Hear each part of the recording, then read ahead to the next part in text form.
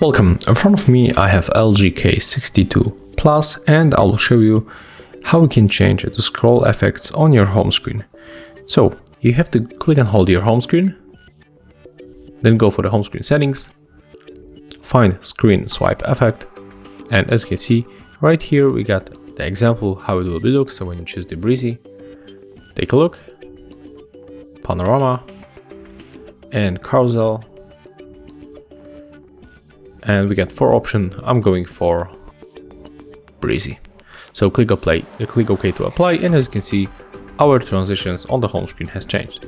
So if you find this video helpful, remember to leave a like, comment and of course subscribe to our channel.